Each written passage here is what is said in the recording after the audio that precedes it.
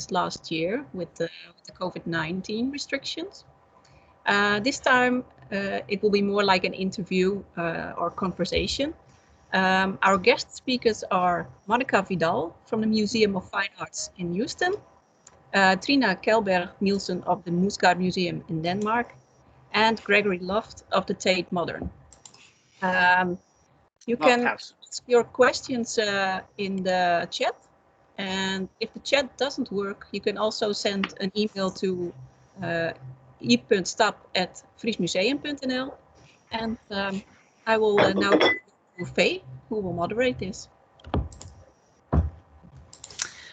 Yes, hi everyone. Just to make sure everybody turns off their camera and sound so that only me and my colleagues from and Wobke can be seen.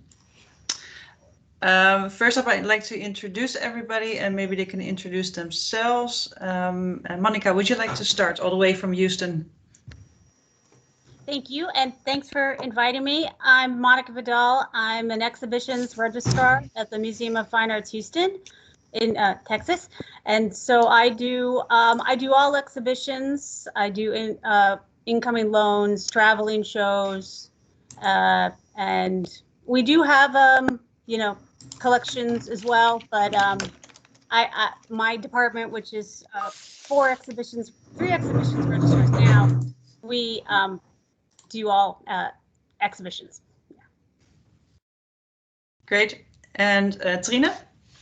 Yes, my name is Trine Kellberg Nielsen. I'm from the Moesgaard Museum of Denmark. It's a cultural historical museum, and there I'm a project leader on the current special exhibition, which is about Neanderthals. It's quite a large special exhibition, which just opened before the second lockdown. So we hope to open soon for the public, because it hasn't really been open to the public yet. And within that frame, I was dealing with of course mainly the loans and the content of the major exhibition. And Gregory, or is it Greg? What should I say? Or should I address you?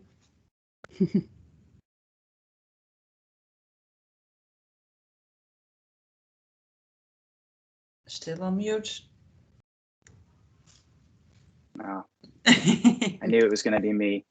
I'm an exhibitions registrar here at Tate Modern. So as I was saying, just to the others before, I deal in exhibitions, so essentially only loaned artworks in terms of paid exhibitions. So, inbound and outbound assemblies, exhibition transfers, loan contract negotiations, and insurance arrangements, and those kinds of exciting topics. And you just told me that your internet might be a bit sketchy at the moment, so we'll keep that in mind if you freeze up. We have, no problem. We've prepared some questions to get the conversation going, and maybe a bit more a personal question. How did you experience this Corona time personally, but also in your work? Monica? Well, like I was saying before, that we've been open a long time. So we were closed for a few weeks, but then, sorry, should disable something. So we've been open a while. Our board and our director were very adamant. It was and since it was okay in regards to like the government was allowing us to in Texas. But most of the staff has been working from home. Most of the work that I've done was postponed for a long time. And so there was a lot of uncertainty, a lot of last minute changes. And, some things we've been lucky to be able to proceed. But in many ways, the job has, just taken on a lot of uncertainty, but also we doing the best we can, and personally getting used to sort of 6 weeks in the museum, 6 weeks at home, that kind of thing. Yeah, because you have been working from home mostly during the time. And then when the show comes up, or when things are going down and coming up, which we've still had a lot of that as well, I'll be on site for 2 months, which can feel start to weird, start of going back and forth in such extremes can sometimes be a little frustrating. Sure, I can imagine. And for Trine? Well, I can very much, agree with what you just said with the uncertainty, which has really been challenging in the last year. But I mean, here in Denmark, we've had now 2 lockdowns. So the first one was from March till May, and then we kind of opened up and we had almost like a normal summer, which was amazing also within the museum because the government made it free for everyone to go to the museums for the whole summer duration. Also, transport was free, so people could sail to all the islands and go to the local museums there. So we had a real boost. So actually, if you look at the number of visitors in our museum during the year, it's not as bad as you would think, considering how many months we've been closed down because of this excellent summer. But of course, there were still restrictions. So there was a very strict limit to how many people we could let in each hour. Moesgaard Museum is very, very large. So we were lucky that we could actually invite quite a lot of people in within this time slot booking system that was prepared for this. But in the second lockdown, now we've been closed since December without any knowledge about when we will be able to open again. I mean, this week the shops, all the commercial businesses has been allowed to open, but we really don't know what is happening to the culture. And I think at least within my working frame, one of the things that's been very clear with the corona crisis is that the communication between the political and the cultural landscape has really received so much attention because we can see that it's not first priority, and the discussion is should it be first priority when you're in a crisis like this. It's been very interesting to follow. But personally, it's I mean, I've been working throughout the whole period because we had this special exhibition to do. So there's been no lockdown for me, at least in terms of being sent home from work. So in that sense, I haven't felt the corona crisis as much as other people probably have. Yeah, it sounds a lot like the Dutch way of lockdown, because we had a very exciting summer too. We had beautiful weather and everything was open again, but within limits. It's the same as what you say. And the museum was open as well for a period of time. But now, since we are in lockdown since, I think, December, I almost forget which month we're in at the moment. I'm sure everybody has that to a certain extent. It feels like a very much longer time now we're closed. Indeed. I wanted to address Annemieke, but she's gone now. Fiona, could you please turn off your camera and microphone? Thank you.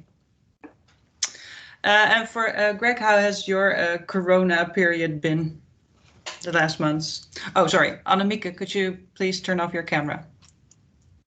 Thank you.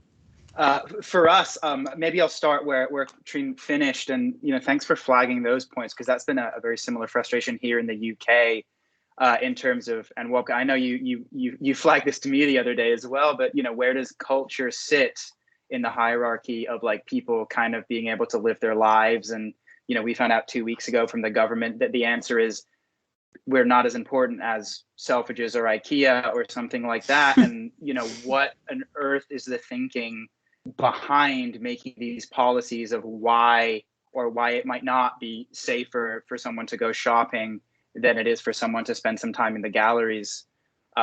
So I've actually kind of been spending a little time doing some digging there and hoping to get some answers from either the union that we belong to as to at least what the thinking was behind that. And then maybe walking that back a little bit more to see, if things could have gone in another direction. So for us, larger scope in terms of lockdowns, I think we win in terms of those. I think we're on number 3 at this point. It might even be number 4. So Tate Modern first closed, I think it was maybe the 3rd week of March in 2020. And so from that point on, we all kind of went home and started working remotely. I myself went through a period of furlough during the summer, which was frankly pretty cool. I don't know if you've ever been paid to not work. It is good for at least a small amount of time. So we had that in the summer for a short period. But then in terms of my working schedule, I was working on an imminent exhibition. So when that kind of period ended, it really was like kind of pedal to the metal, very busy, and it kind of has been that way ever since. Right now, so, we closed in March, we reopened at the end of July, I think it was, in 2020, and operated at reduced capacity and really hit our visitor figures. I think we were operating at around 30% at that time, but there was more than enough enthusiasm to get the visitors in at that quota and fulfill those numbers. And I think if we were able to raise them, which we weren't, that we would have been able to accommodate even more visitors. But of course, you have to follow government and safety guidelines. So right now we're looking at an opening around mid-May. Now that's not specific to Tate. That's just when can the cultural sector kind of awaken, as per government guidelines. So I think the thing that's kind of taken a toll, I think, on myself and my colleagues and perhaps all of you to a more or lesser extent is like, what does it mean and how does it feel to kind of work for a closed museum? And what is that kind of deeply ironic feeling of being super busy, but is any of that actually going to come to fruition? And like, what is the end game of this busyness? And I think that psychologically has been the most challenging thing. It's very nice to feel busy, but to know in the back of your mind that like, of what consequence kind of is that busyness. Yeah. Dia, is your camera, can you put your camera on again or does it work? That's okay. Yeah, I think it's the same. We had just a conversation with the Dutch registrars last week, I think, Wobke, that we were interested in, that we have just built an entire exhibition that maybe nobody is going to see. And that as a registrar, you have a lot of work by extending your exhibition and seeing how you can get visitors to your museum, either digitally or when we reopen again, how many visitors are allowed and budget-wise how that works, and how is that exhibition still viable to open for longer. How's that for you, Trine? Yeah, I mean, we had so many new challenges, to think about when we did this special exhibition, because, for example, while we were planning it, all of these new restrictions were coming, as we went along. So, for example, this is the first time we made an entire exhibition without any headphones, or with trying to really think about places where, like, contact points. Because we do a lot of digital dissemination through screens and buttons that you press, and then you get various digital experiences. And this really we had to rethink, because we couldn't make all these contact points as we usually do, and that came while we already had a planned exhibition in our mind. So we had to really change a lot, both in the architecture and in the digital scale of the exhibition. So that was quite a challenge, I would say, because you really have to think about, oh, right, this is a point where people would get too close. You cannot create narrow spots in the exhibition. You cannot do what we usually do with the headphones to tell to tell stories. That was quite well, it turned out quite great, I would say. Hopefully people will be able to experience it soon. So you already had an exhibition planned, but you had to change the design of the exhibition because of all the new regulations. Exactly. We started planning the exhibition in January, and so that was kind of when we first heard the word Corona in that sense. And then the whole exhibition was planned while Corona kind of just grew. So in a sense, it was always part of our thoughts, but of course things changed so rapidly, and we weren't able to kind of foresee how it would actually develop as a real pandemic, because that came only later. Yeah, so you didn't have to change. You have loans for this exhibition as well, incoming loans? Yeah. And this was the most problematic, because we had to do that also while, making all the agreements while nationally a lot of museums were closed down. So communication during the whole year was, of course, had a lot of hiatuses, because people were sent away and working with museums in separate countries. It was difficult, and we also had to change our initial ideas about which loans to get for the exhibition. But because it's about Neanderthals, and we actually have no Neanderthal finds in Denmark at all. So everything comes from abroad. Oh, okay. And did you have any problems with lenders that retracted their loans, or did you have to change? We had some challenges like this, yes. I mean, not because they didn't want to, but because it was simply impossible to transport things at a certain time from specific countries. So we had to change. Okay. We had some loans, actually quite large loans, that in the end could not be go through.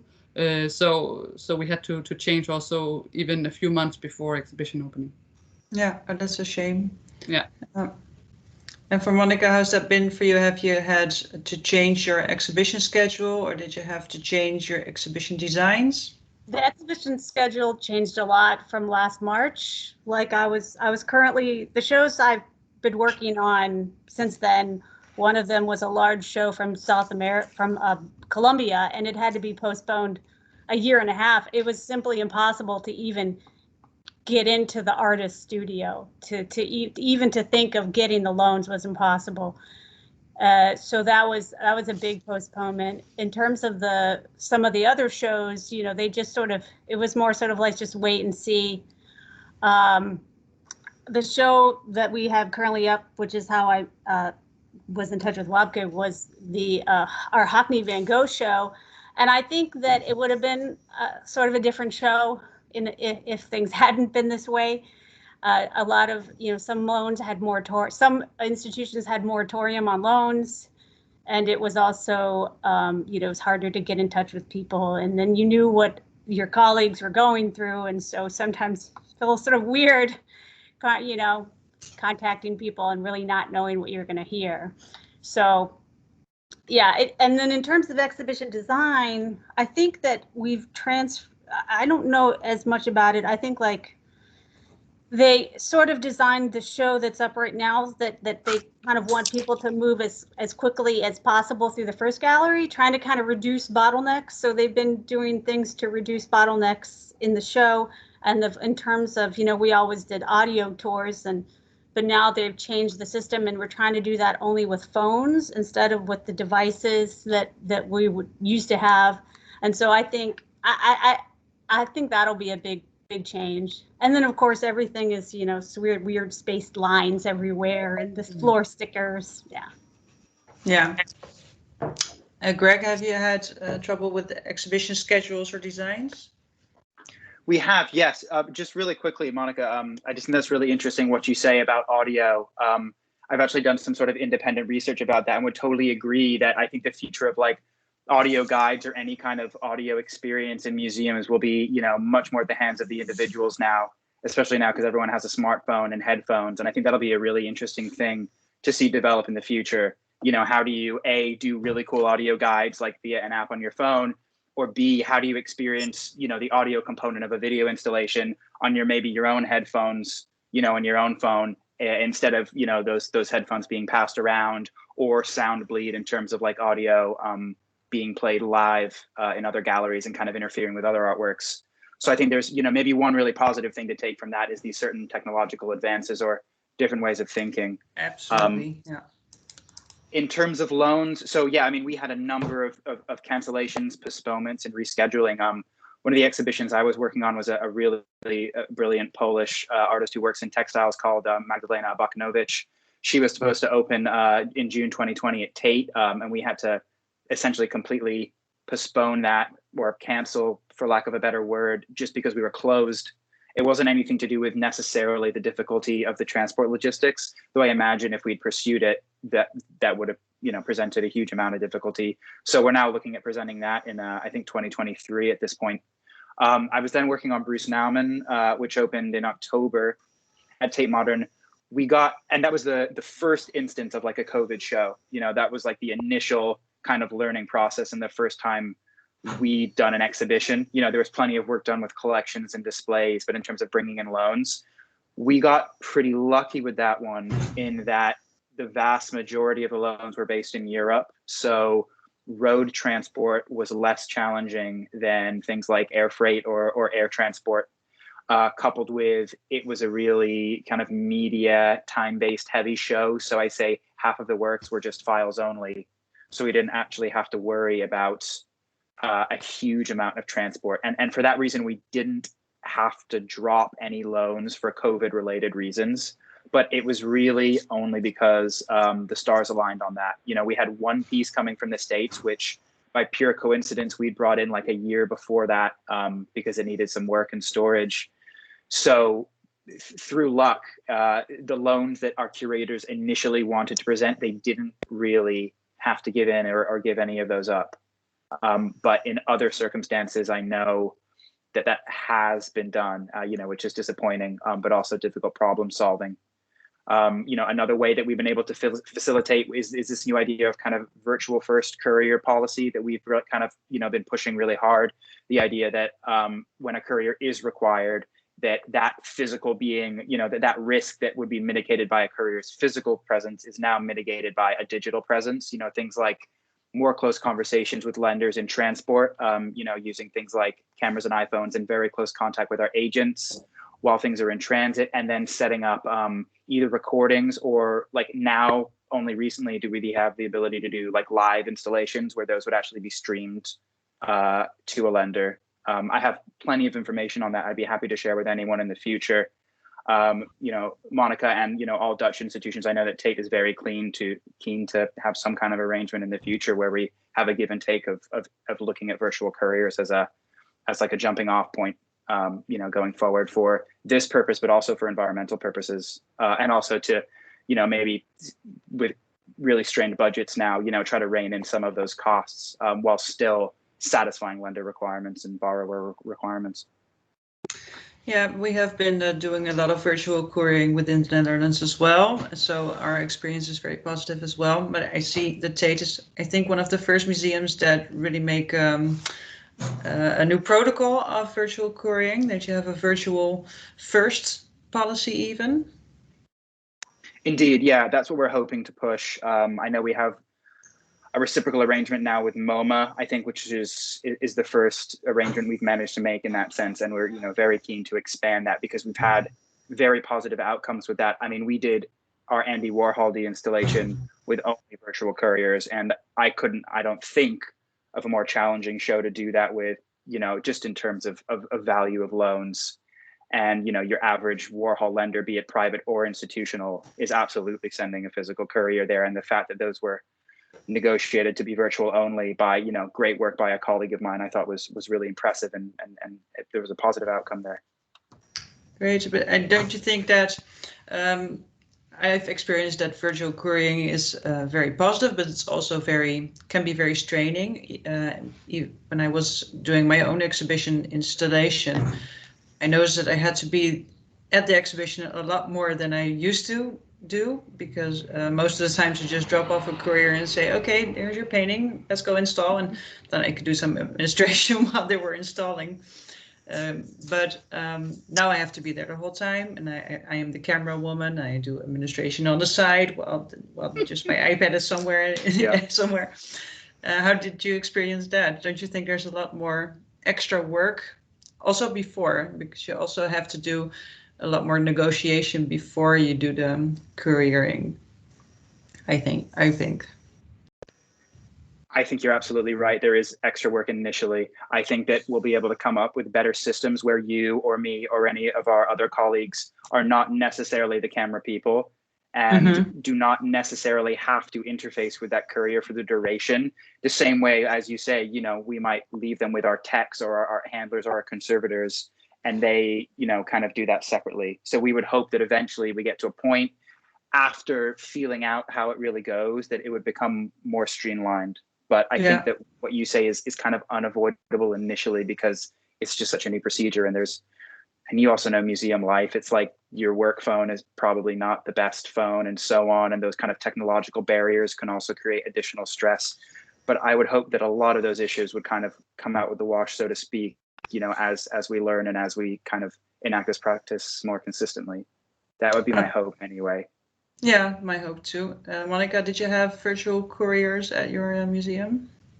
The largest, well, sort of the biggest experience that happened at first was we did a large deinstall. I had a large deinstall of a show that had been prolonged for almost the entire year, that had gone up sort of right as everything was happening. And so that was done all just sort of me holding a phone for 2 weeks all day.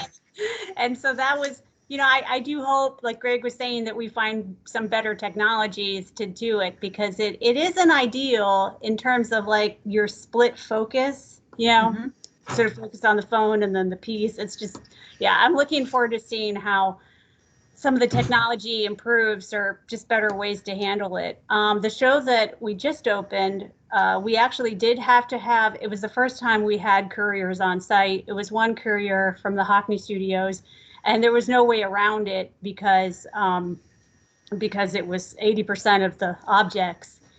But in some ways it worked out. You know, they were very, you know, we're doing sort of the, you know, he had a quarantine, he came, he got tested, he had a quarantine period. And then we do regular testing. We do weekly testing of, I don't know how many staff exactly, but all the people that are sort of there every day interacting with each other and the public, we get tested every week. And the courier, he consented to participate in that. And so, you know, there was a lot more planning, a lot more paperwork. We also did virtual couriers and contract couriers, and it was a whole mix. And so that, you know, and then we sort of did contract couriers on the other end as well. So there was a lot more planning, a lot more, you know, wasn't so much as just sort of checking in with a human. It was more sort of configurations. But I feel like we got really lucky with this last show, that we did sort of, you know, everybody was so cooperative and just really wanted to make things happen. So. And just to make sure that everybody knows what a contract courier is, you mean that, for instance, Wobke asked someone in Houston to be a courier in Houston. Yeah. Yeah. Actually, and that was. Yeah. That was what I was figuring.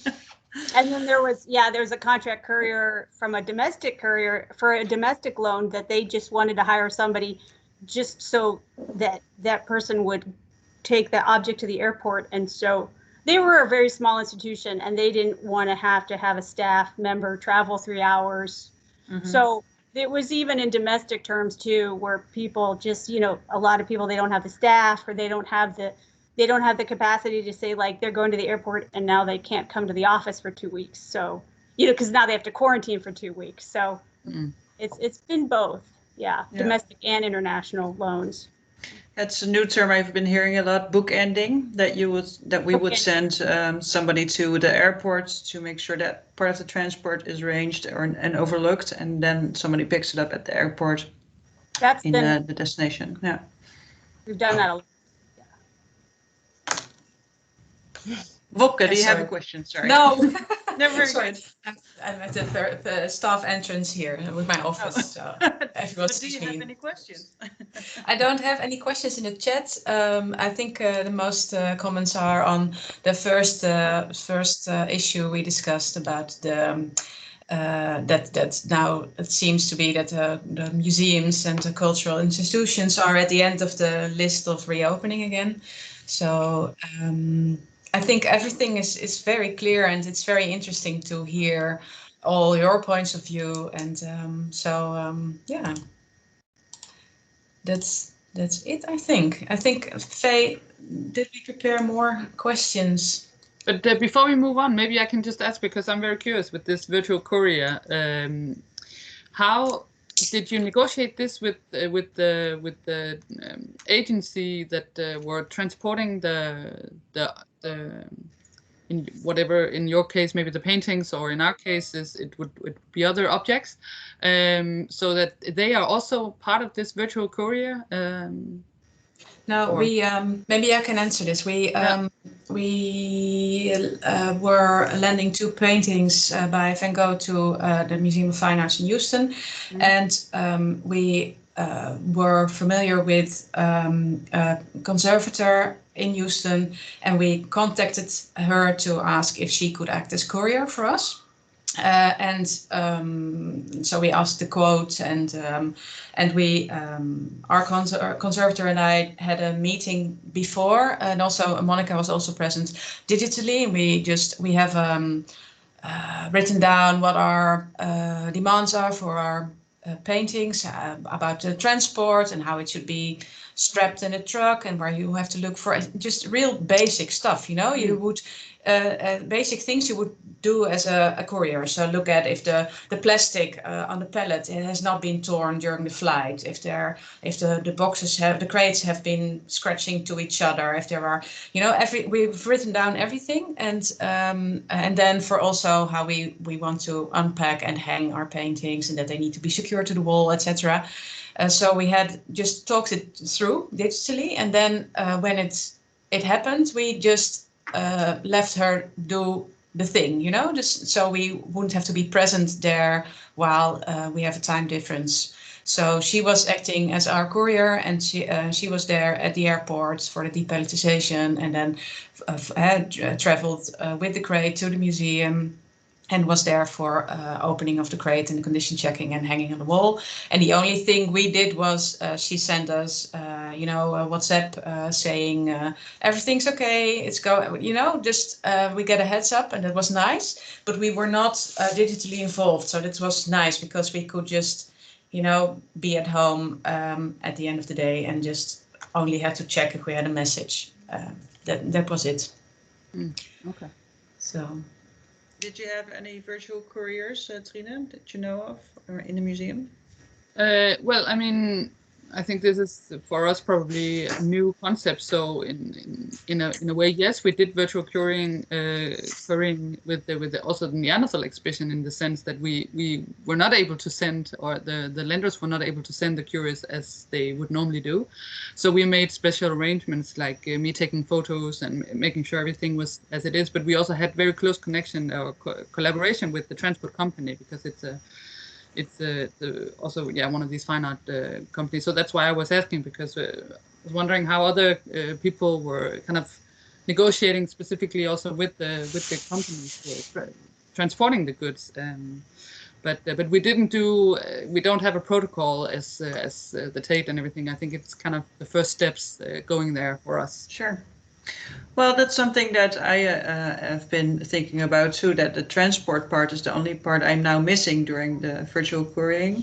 We had a courier from the National Gallery last year with a deinstallation at the Mauritshuis, and he watched every step of the way. So also I videoed the crate going into the car and in the truck, going out of the window, because it was a very large piece. It had to go through a window with a crane, so it was very difficult transport as well.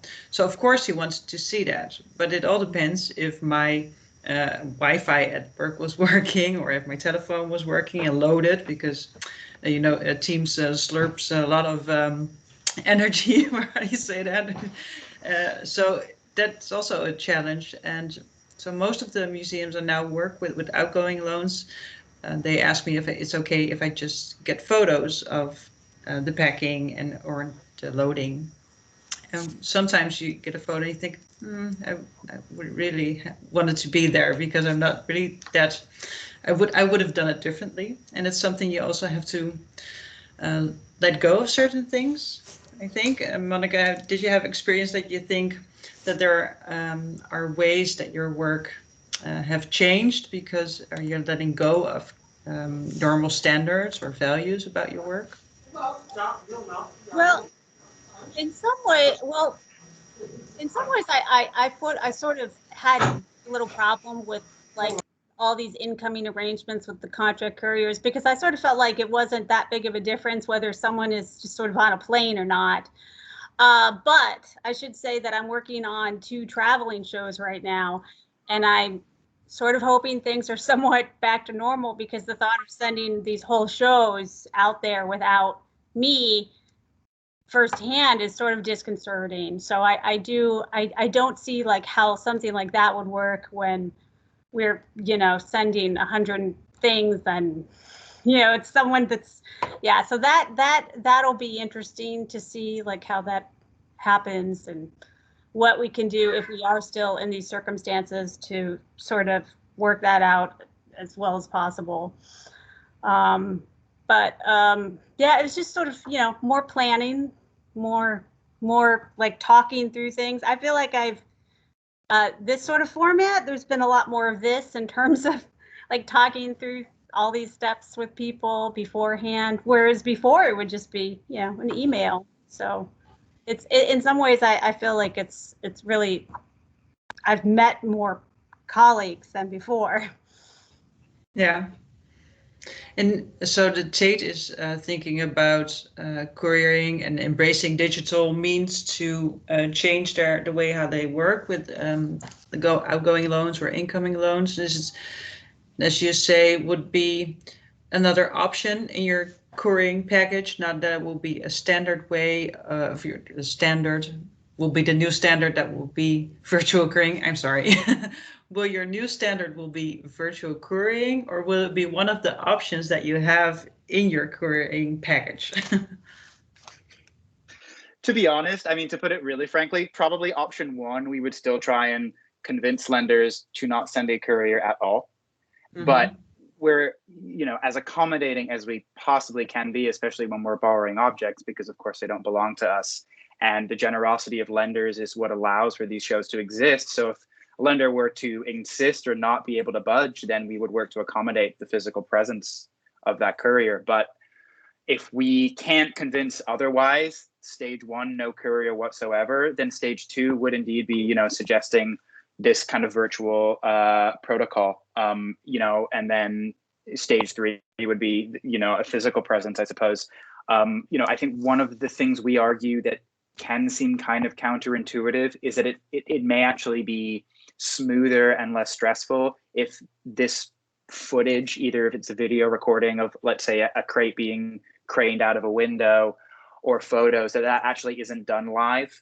It's that live quality that it can make it super stressful. And you, again, if your Wi-Fi isn't great or you're dealing with multiple calls at the same time, I think that things can kind of fall by the wayside. So, you know, we have been trying to make the argument that it's in fact better to capture these things happening, but not do them live. So that video is then sent via a secure link, you know, slightly later, just to lower the stress, you know, of the person kind of capturing that footage if they may have to interface with things at different times.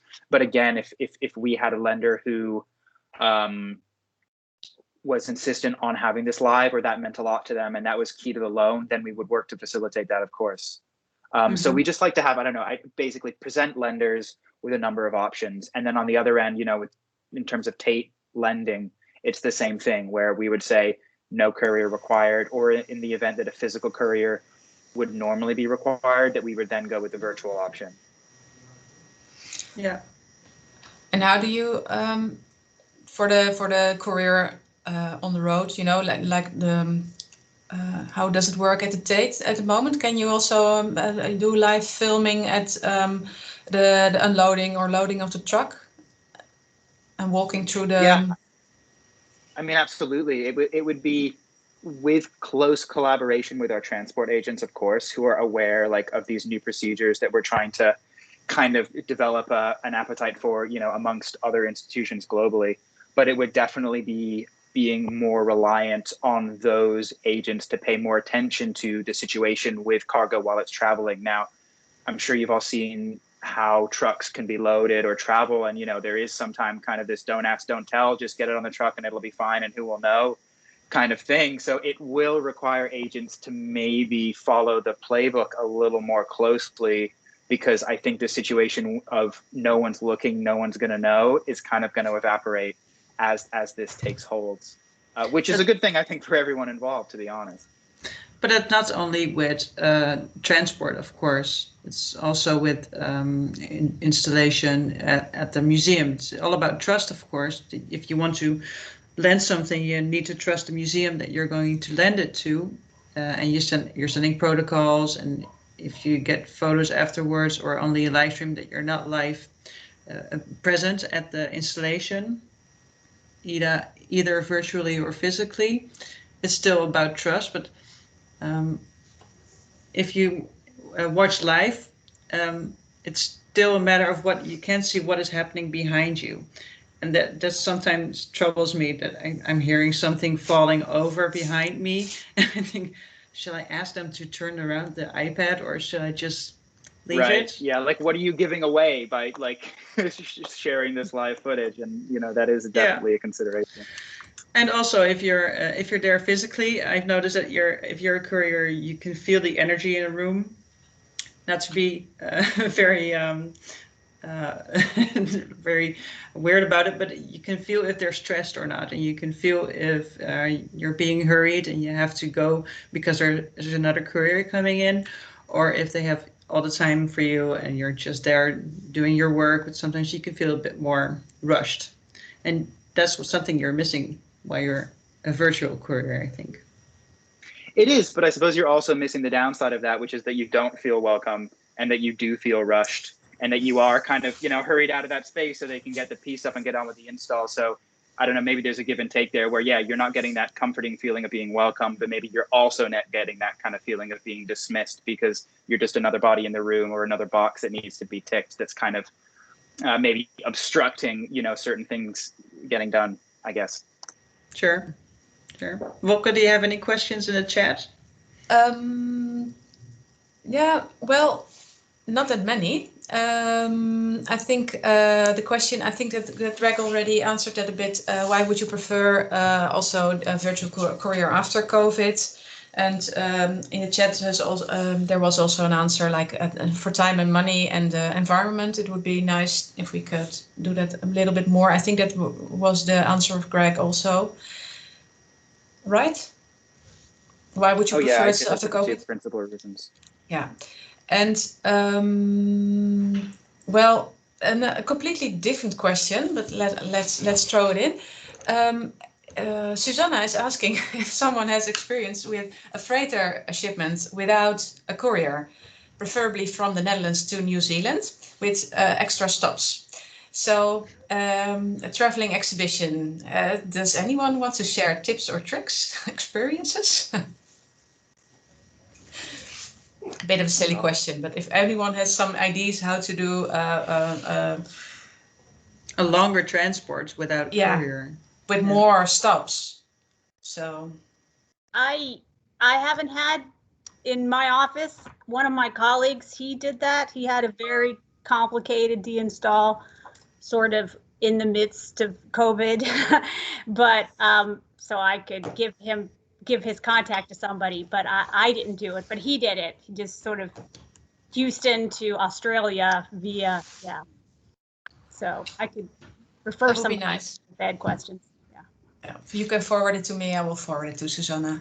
Okay. We had direct flights from several locations like Japan. We were looking for direct flights, so I don't know if they're. Faye, did you have any experience with that? No, I was lucky that I only had loans coming in and going out within Europe last year, and very few loans. I didn't have to how do you say it? A lot of every loan could be granted. So there was nothing that I needed to worry about too much this year, luckily. And so also coming in, but also going out, everything was just as planned, except for all the changes in exhibition schedules, of course.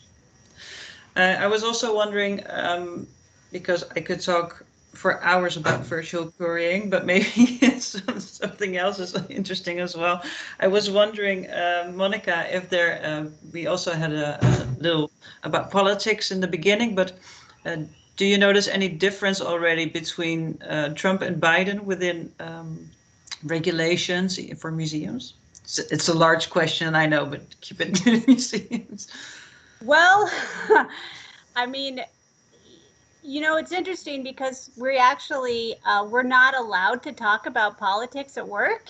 Like there's a new regulation that came in the middle of this, in the middle of 2020, all of a sudden, HR told everybody to stop talking about politics at work. And wow. I think that's because things were just getting so heated here. And, you know, you sort of tend to make assumptions when you work in a museum about people's politics, and they're not necessarily true. So I think they were sort of starting to try to mitigate, staff. Not that there was, it wasn't like heated conflict, but people were uncomfortable. But in terms of like the politics, we're sort of more directly under our governor, and he's always been very sort of like, let's push forward because of economics, and that has caused some stress within the staff. Like I said, we opened really soon, and not everybody was very happy about that. But and we are sort of an oddball in the terms of like the national museums. So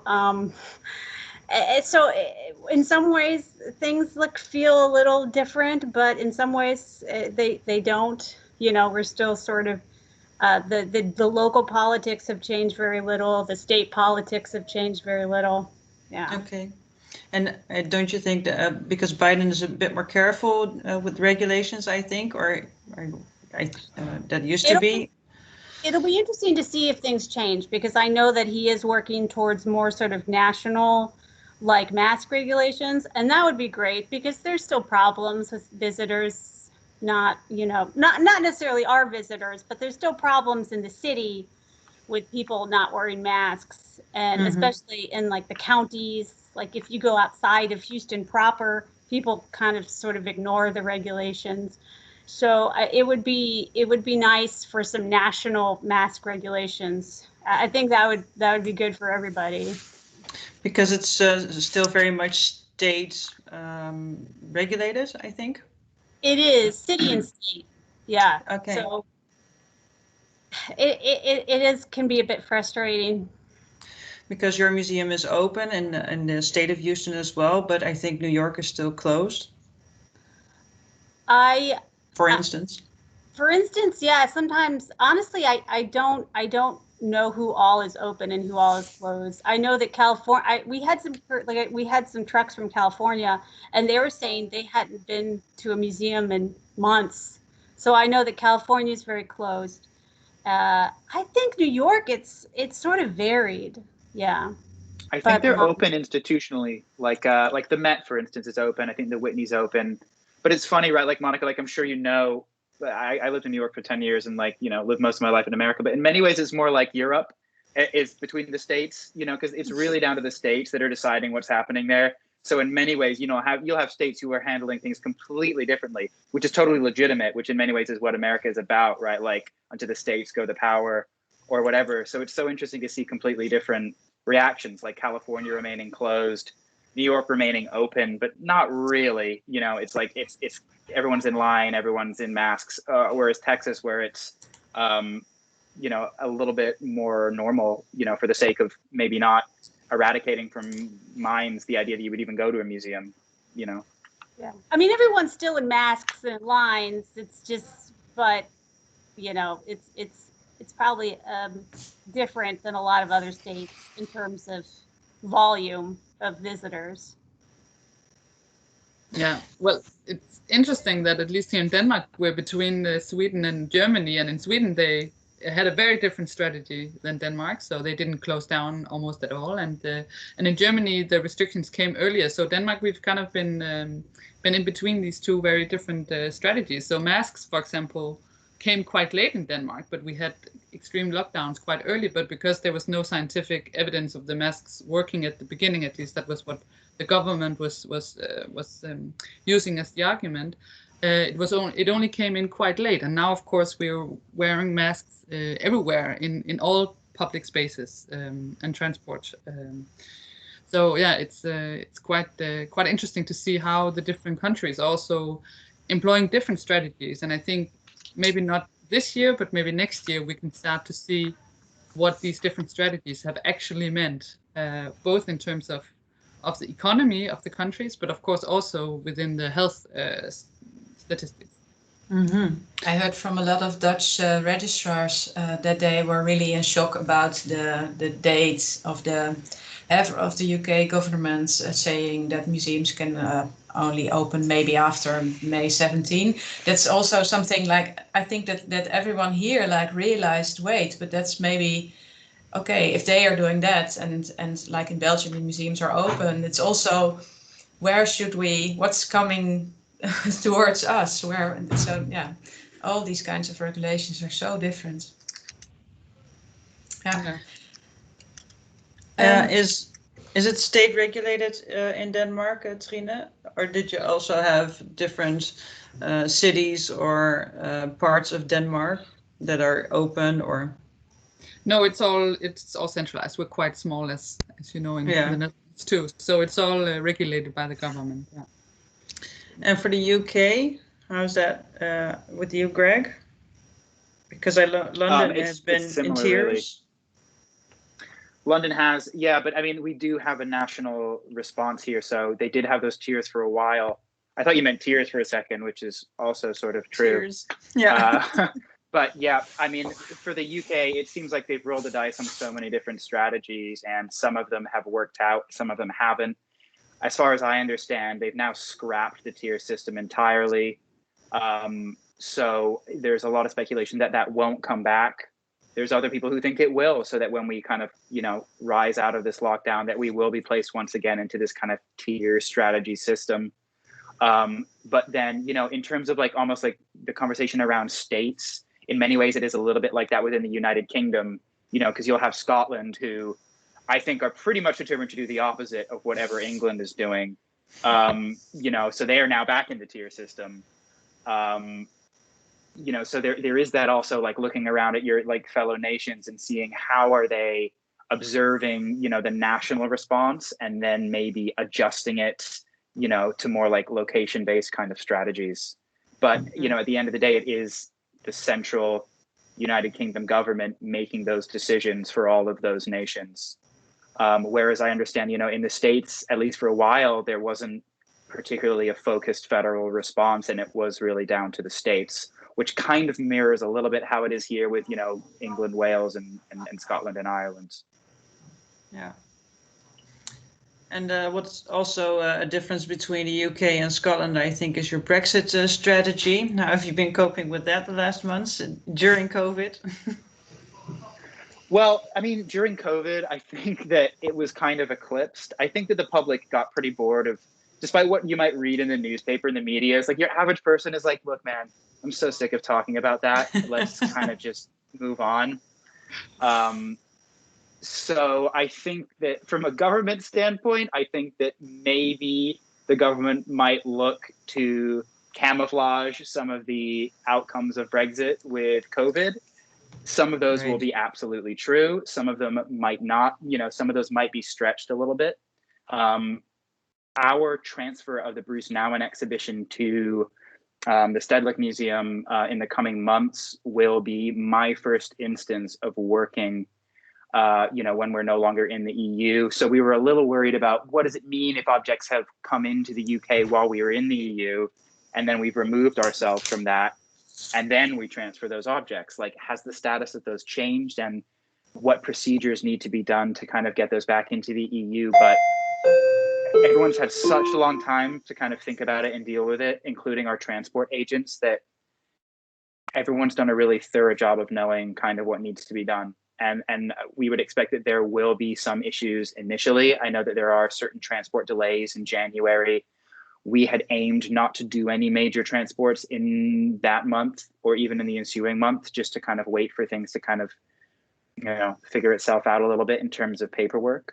But, we're expecting a positive result because this has been coming now for far longer than I would care to remember. So I think we're as prepared as really we're ever gonna be, and now we just have to kind of see what it's actually like.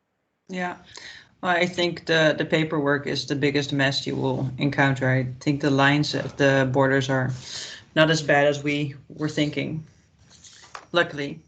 If I can ask also, Gregory, because during the last year, or at least myself, I specifically decided not to go for trying to get loans from England for the exhibition because of all the uncertainties, of course, with COVID, but especially also Brexit. So do you expect that there will be any will it be more difficult, or how difficult will it be for European countries to now obtain loans for exhibitions from England in general? Of course, your own institution, but also more general. I think that UK is going to really need to have a willingness to be even more generous, you know, like as an outcome of that. So I think that the powers that be and, you know, administrations will try even harder to facilitate those procedures. I think, again, initially there may be some tricky bureaucracy involved in paperwork while that's being figured out, but I would hope there would not be any long-term issues with that kind of thing. I don't think that that was the goal of Brexit, but again, it happened so long ago, and who knows what the mood was then and how much the mood has now shifted. Perhaps what was the goal of Brexit then is no longer the goal now. I think what everyone just wants is to say, well, I hate this phrase, but it is what it is now, and how can we make this a positive thing and kind of move on. While, you know, continuing to, I don't want to sound like Boris Johnson, but, you know, be a global Britain and so on. Yeah. We're almost an hour in. Wobke, do you have any questions for us? There's one more. I don't know who to address to, and maybe just one of you should answer, but how did the collaboration with colleagues go during the COVID periods? Are there protocols for exhibition, for building up an exhibition, you know, for working behind the scenes? Because of course there are protocols for visitors and distancing, but how do you work together making an exhibition, and do you have special protocols about that? Did things change? Trine?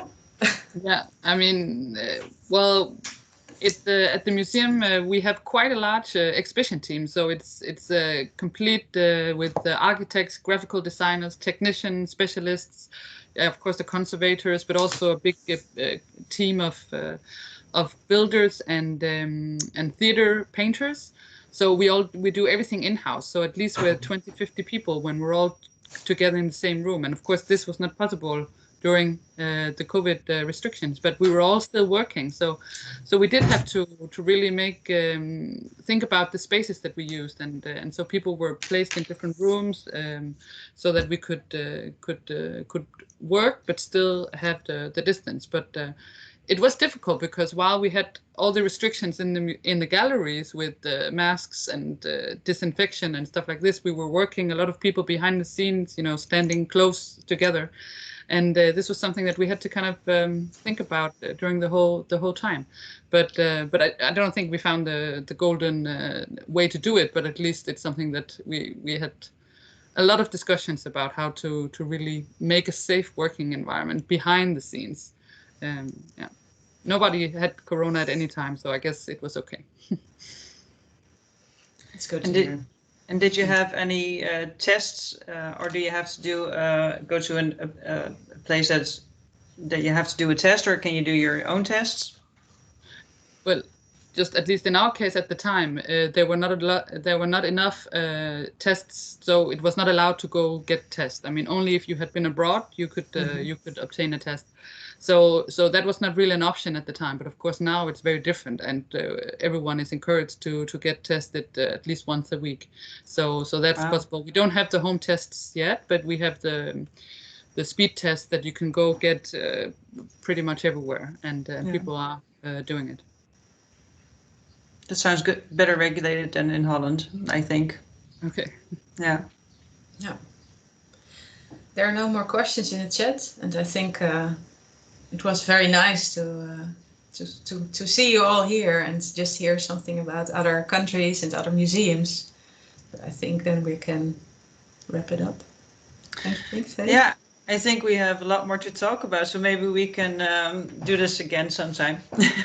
That would be nice, just to hear how it's next year, you know? And also I'm interested about the Tate and their new protocol about virtual couriering. And I think Greg has a lot of documents about that already we can share maybe with our attendees. That would be wonderful if you could. Yeah, you already sent them to me, so yeah. Probably too many times, Wobke, at this point, but... No, it's okay. No, it's very interesting. I forwarded it all to the Dutch Registrars group and or to the small team, and we will spread it a bit more because I think it's always interesting to have a conversation about, and if you can discuss these kind of issues, then we can really make a step and use this COVID also in a positive way. So that would be nice. That's it. Thank you very much. Thank you very much. Yeah. Thank you. Thank you for joining us. Okay. Pleasure. And well, we'll speak with each other by email, I think, for the rest of you. Okay. Have a nice evening. Have a nice day, Monica. Take care. And, Thank you. Take care. Yeah. Bye-bye. Thank you. Bye-bye.